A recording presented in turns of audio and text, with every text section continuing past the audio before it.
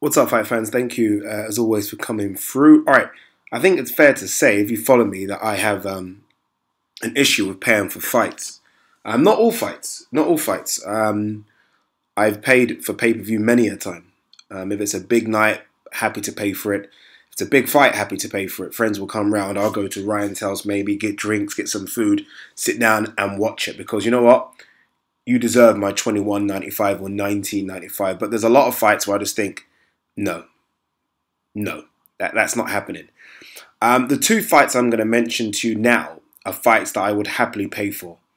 Like, happily pay for. I wouldn't even try and find a stream because I'd be scared it would get cut off. I'd happily pay for and watch and settle down to what I think will be fantastic fights. Now, when I think of my two fights of 2018, look, obviously, we all want to see Joshua Wilder, but I'm kind of bored talking about that fight now. It's going back and forth for ages. But these fighters, I don't think get enough praise. They're starting to make noise now, but I think all four fighters have had fantastic careers so far, and I think are doing really, really good things. My first fight that I would love to see in 2018 might just happen. It might just happen, and that's between Charlo, Jamel, by the way, not Jamal, Jamel Charlo and Jarrett Hurd. Both of them have belts at 154 pounds. Both are arguably now 1 and 2 in the division. Lara's probably dropped to 3 or 4. So these guys are definitely 1 and 2 in the division. Both are unbeaten. And both would walk into that fight thinking they can knock out the other. That's how confident both would be. Hurd is coming off that fantastic performance against Lara, where I called it Margarito 2.0, where he just simply walked Lara down. A lot of people think it was a close fight. Some people, believe it or not, still give it to Lara. I don't. I think Hurd did nick it. But regardless, I mean, this guy has shown immense improvements. I remember watching him against Jojo Dan.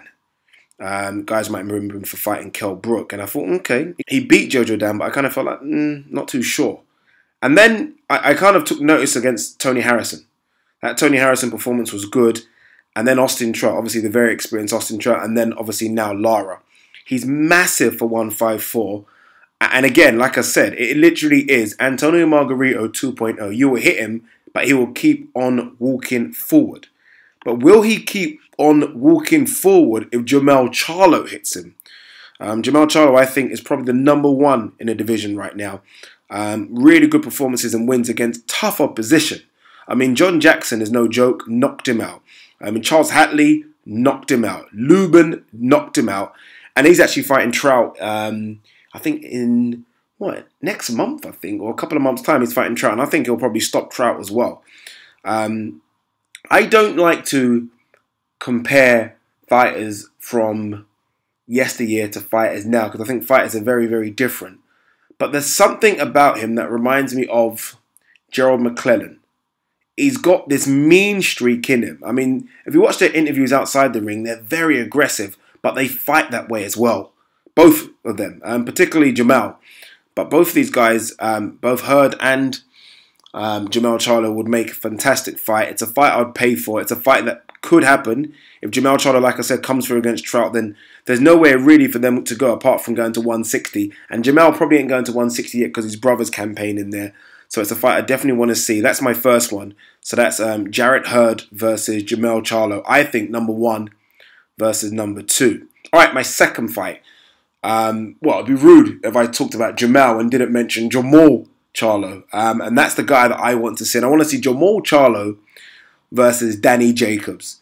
Now, I think Golovkin's still the #1 in division. How can he not be? I mean, this guy's unbeaten. His last 2 fights, he got wins against Jacobs. And obviously, I think he beat Canelo.